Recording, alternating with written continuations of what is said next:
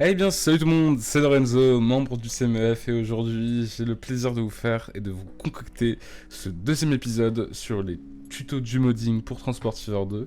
Or, on avait vu sur le dernier épisode les installations des outils nécessaires pour le modding, et cette fois-ci, aujourd'hui, nous allons parler d'un outil principal qui est interne à Transportiver, c'est le Model Editor, le fameux logiciel qui va permettre de prévisualiser vos modèles, vous configurer vos modes, etc. etc. Donc c'est un peu une passerelle sur un logiciel au lieu de vous faire passer à tout changer dans le code directement.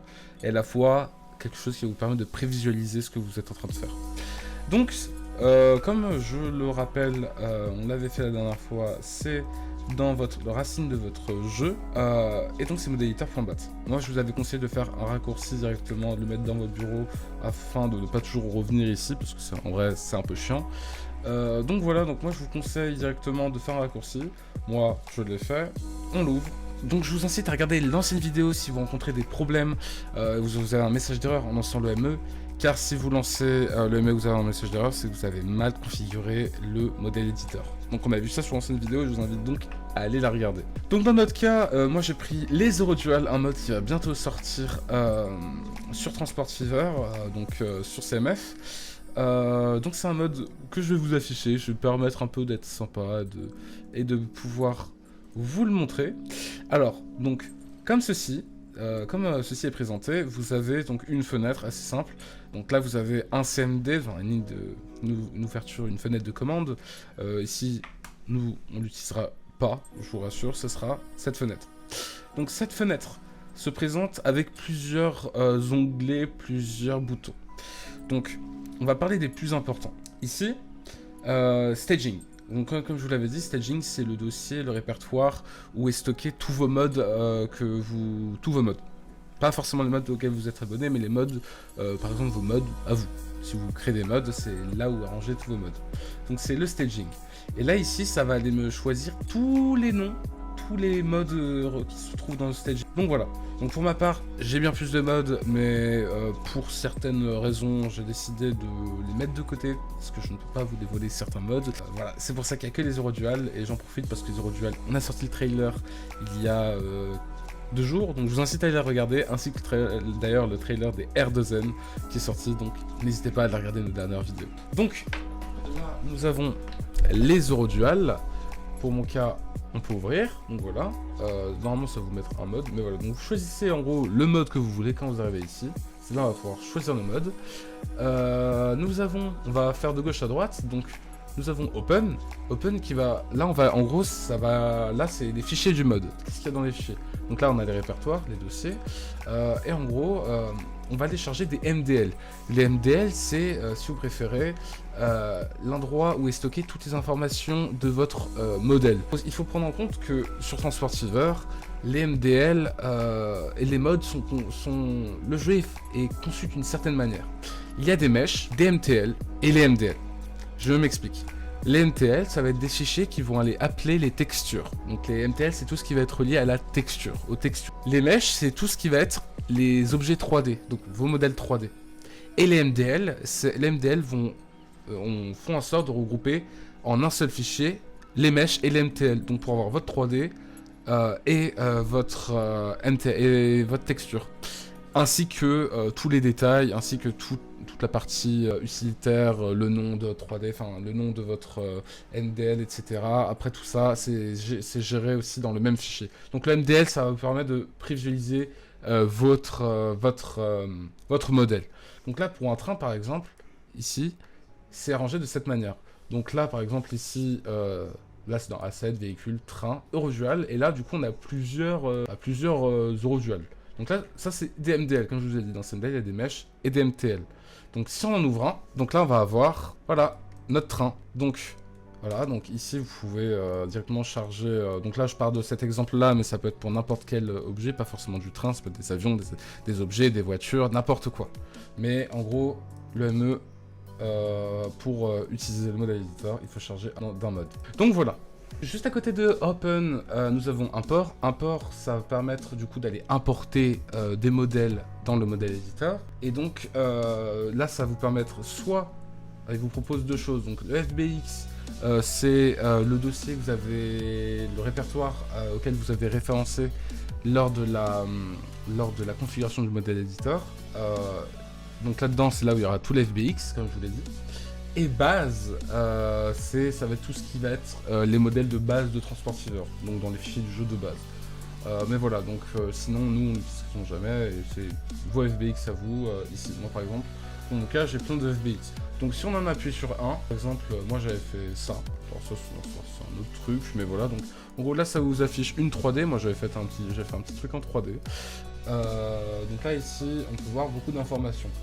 On peut voir les FPS, le modèle distance, le load de modèle distance, mode load et triangle. Donc je m'explique. Modèle distance, ça va vous permettre d'afficher la distance auquel vous êtes par rapport à votre objet. Donc, et pareil pour les loads.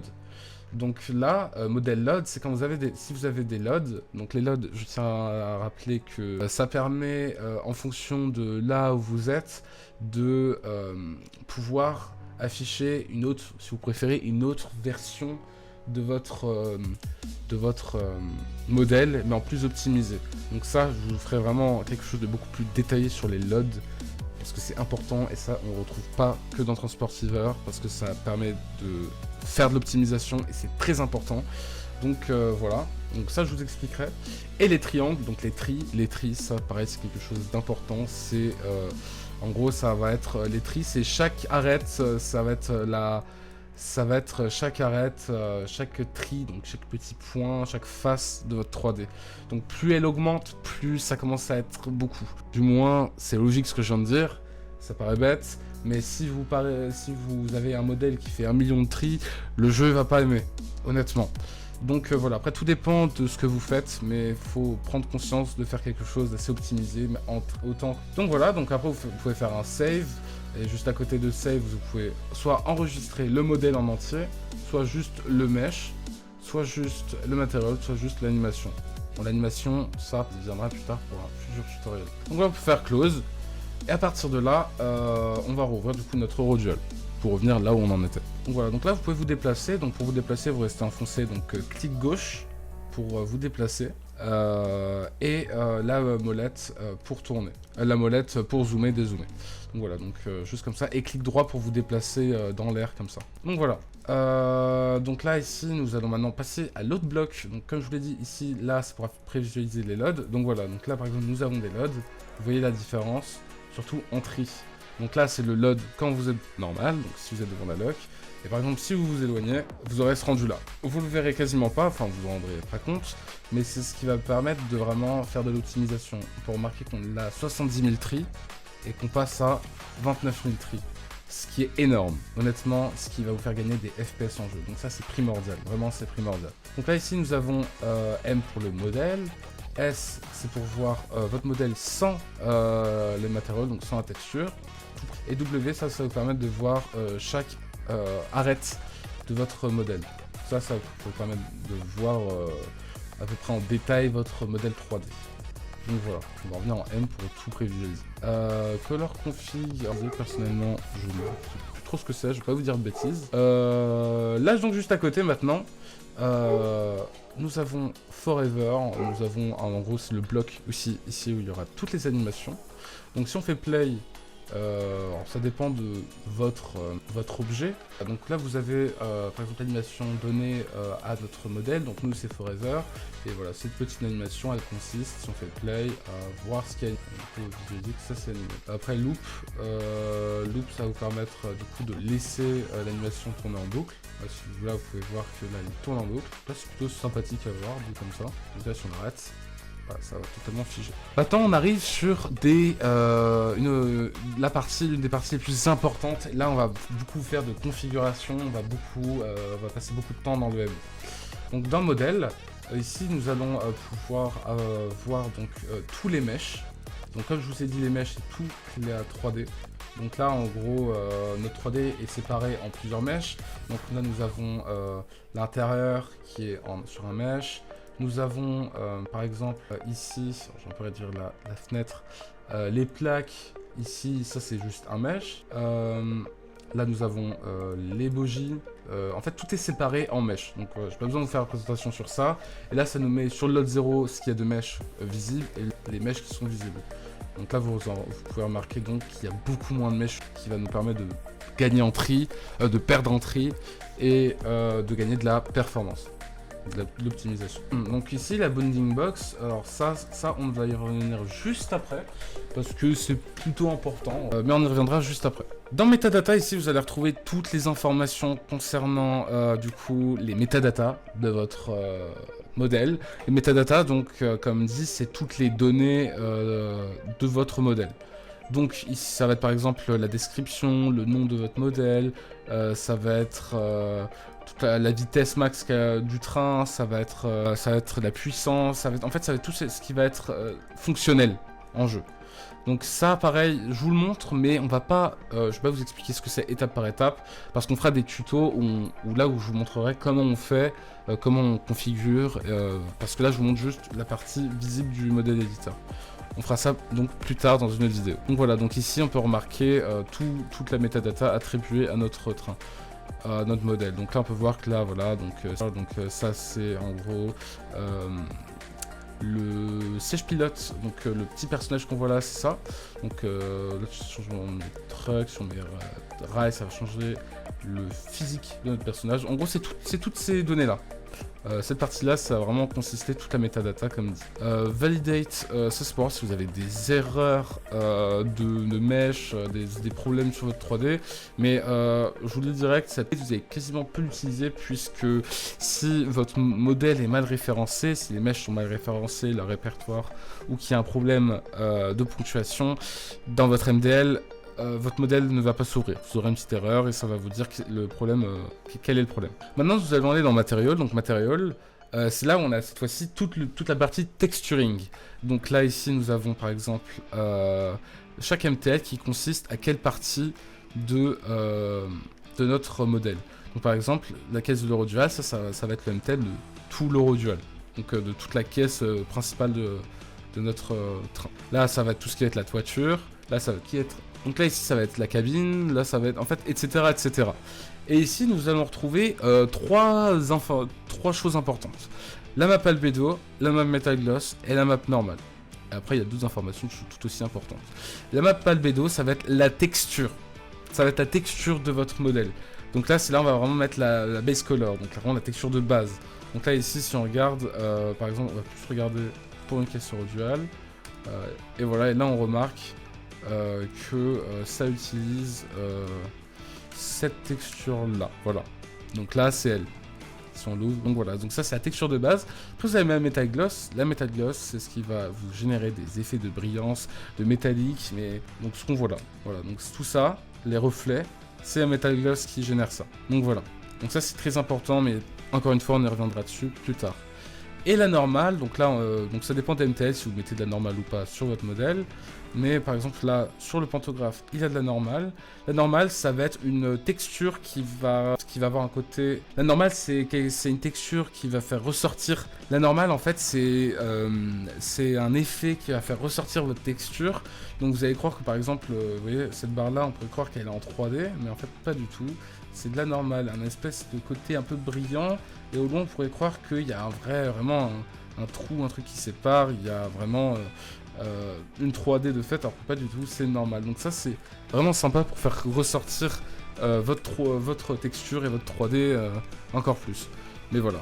Donc, nous allons passer à la dernière partie. Donc là, ça va être juste les options du modèle editor et de screenshot. Screenshot, ça va permettre de faire un screen de notre modèle. Et il sera rangé dans le mode. Donc je vais vous montrer le rendu que ça nous fait quand on fait un screenshot. Donc voici, donc ici, donc dans les fichiers de notre mode, nous allons retrouver toutes les textures en screenshot. En fait, ça va être tous les screenshots justement faits avec ce bouton-là. Donc voilà, ça nous génère quelque chose de comme ça. Donc voilà. Donc là, donc on a une version, il nous fait un petit screenshot en très basse résolution et en un peu plus grosse résolution. Donc ça va être les screenshots pour les menus. ce qu'on va voir quand vous allez dans le menu d'achat et que vous allez charger votre modèle. Voilà. Voilà, donc ça c'est les screenshots. Maintenant, nous allons aller sur options. Et donc là, on va pouvoir un peu bidouiller comme on veut le modèle editor. Donc on va d'abord aller sur Oreview. Alors, ici il y a plusieurs informations à prendre en compte. Donc là, on va avoir Enable Auto Update. Donc si vous mettez par exemple à jour votre texture de votre modèle actuel, vous enregistrez, vous faites des modifications alors que vous avez votre modèle de charger, et ben ça va du coup ça va mettre à jour directement sans que vous ayez besoin à fermer et rouvrir le modèle. Donc ça c'est plutôt une fonctionnalité vraiment sympathique et importante que je vous laisserai conseiller d'activer parce que je pense que par défaut n'est pas active. Render Axe, donc ça c'est pour voir l'axe X, Y, Z de votre modèle. Là on a le debug info, donc là ça va nous permettre de voir par exemple si les bogies, les essieux par exemple de notre train et les animations, en fait ça va permettre de nous voir toutes les animations qu'on a sur notre modèle. Donc là ça me permet donc de voir, comme je vous ai dit, si tout est bien relié, donc les bogies, essieux, toutes les animations sont bien reliés au modèle. Le collider, ça c'est pour voir, donc là c'est pas fort. Alors le collider c'est quelque chose bon de pas très important, mais entre autres c'est ce qui va un peu être la box de votre modèle, mais c'est une box invisible, mais qui va permettre de voir la collision. Donc c'est la collision de votre qu'elle va avoir. Alors, après il y a des options bien sûr que je n'ai jamais utilisées, que je ne connais pas tellement, donc par exemple celle-ci que je ne connais pas. Ça c'est renders normal, donc ça c'est pour voir toutes les normales appliquées sur notre modèle. Donc là on voit que là il y a de la normale, là où il y a des petits traits. Donc là on voit qu'on a quand même pas mal de normales, comme quoi le normal c'est important pour faire ressortir votre modèle. Donc ça c'est pour voir par exemple les tangentes. Alors ça je ne connais pas tellement, d'ailleurs j'en apprends des choses que je n'avais jamais. J'apprends avec vous, hein, littéralement, mais bon voilà, c'est pour vous dire que tout n'est pas forcément très utile, mais c'est toujours important d'avoir ces options là, parce que pour certaines personnes ça leur est utile. Je m'en renseignerai là-dessus et on en reparlera peut-être certainement dans de futurs épisodes. Donc là on a la bounding box, donc ça c'est, donc comme je vous l'ai dit, ça va être juste la box qui, on va en gros rentrer notre modèle dessus. Donc ça va être une zone définie qui fera la taille de notre modèle. Et si elle n'est pas configurée, et bah vous pouvez tout simplement la configurer ici. Donc ça c'est votre bounding box.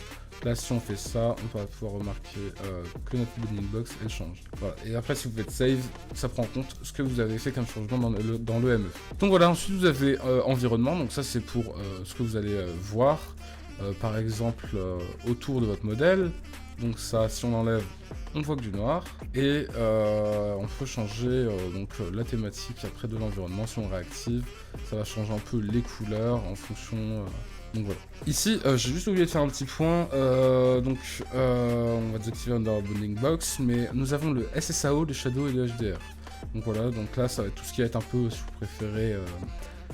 là par exemple pour pouvoir activer les ombres, activer le HDR, activer le SSAO. C'est bien pour prendre ça, c'est pour vraiment qu'on ait l'ambiance occlusion. Donc l'environnement, voilà, donc là vous pouvez l'activer, désactiver. Par exemple si vous voulez faire un screenshot, c'est idéal, c'est vraiment pour le coup meilleur sans l'environnement. Ça permet de détourer beaucoup plus facilement. Après vous pouvez changer bien évidemment la couleur que vous voulez. Voilà, donc ça on s'en fout, ça peut être juste comme ça. L'idéal du coup c'est de mettre une sorte de fond vert derrière pour qu'on puisse mieux détourer après notre image. Mais je pense que vous avez compris là où je veux en venir. Voilà, donc là on a une sorte de fond vert. Mais personnellement je remets le render environment par défaut. Donc là dans config, après nous avons pas mal d'informations que je pense idéalement il y a certaines choses que je vais vraiment skip ou vous en parler dans de futurs tutos. Mais là nous avons render seat locator, on va pouvoir savoir où sont placés les sièges, ici où il y a des conducteurs. Nous avons ici pour voir le rendement là où est placé les emplacements des cargos. Donc là par exemple dans notre cas on n'en a pas, donc on ne voit rien. Donc pour voir juste où sont placés les cargos si vous faites par exemple des voitures de marchandises, enfin des wagons de marchandises. Et ça c'est de même, après j'ai jamais fait de fret de marchandises donc je connais pas trop. Ça c'est pour augmenter le nombre de passagers au max ou au minimum. Là vu qu'on est sur une motrice, on n'a pas. Là nous avons d'autres informations en dessous. Donc là, ça c'est pour voir le cargo si vous mettez à fond ou au minimum. Ça va permettre de faire des tests. Et là nous avons On va voir label Hotlines. Donc là, ici, on n'en a pas. Mais qu'est-ce que les labels? Les labels, ça va être le texte. Ça va être du texte. C'est le texte que vous allez pouvoir mettre, si vous voulez, un texte dynamique que vous allez pouvoir mettre sur votre modèle. Par exemple, là, si je vous montrerai plus tard comment créer un label, mais c'est idéal pour faire, par exemple, un panneau. On peut renommer ce panneau comme on veut. On peut mettre, par exemple, un texte sur notre train qui va changer de texte en fonction de ce qu'on lui met. Et ça, c'est plutôt pas mal. Donc là, c'est les différents types de labels, mais on en parlera encore une fois beaucoup plus tard. Mais encore une fois, on en parlera plus tard. Donc ici, là, il y a d'autres informations. Donc là, c'est pour voir les bogies. Là, c'est pour voir les fake bogies. On n'en a pas dans notre cas. Waterline non plus. Les particules non plus. Donc voilà, après, je vous conseille donc de changer, voilà, vous pouvez ici régler aussi vos graphismes, si vous voyez que vraiment vous laguez dans le modèle éditeur, donc ça c'est vraiment du mal à... Vous avez un petit PC, pas une grosse configuration, vous avez des modèles éditeurs avec des modèles qui sont plutôt lourds, je vous conseille de baisser les graphismes. Pour mon cas, j'ai un bon ordinateur, donc je me permets de les mettre à fond. Donc voilà, donc on a pu faire le tour du modèle éditeur, de ses bases, donc encore une fois des bases, il y a des choses, quelques petites choses que je ne connais pas parce que j'ai jamais eu besoin d'utiliser certaines fonctionnalités, et il y a d'autres choses qu'on verra dans d'autres tutoriels. On poussera le bouchon sur ces choses-là, parce qu'il y a des notions qui seront importantes et à mémoriser bien plus tard que là. Mais là, vous avez fait un peu le tour du modèle éditeur, de à quoi il sert, et vous comprenez donc pourquoi on va en avoir énormément besoin. Donc, sur ce, je vous remercie d'avoir visualisé cette vidéo. On se revoit à très bientôt pour un prochain épisode. Je vous dis salut tout le monde, c'était Lorenzo, à plus.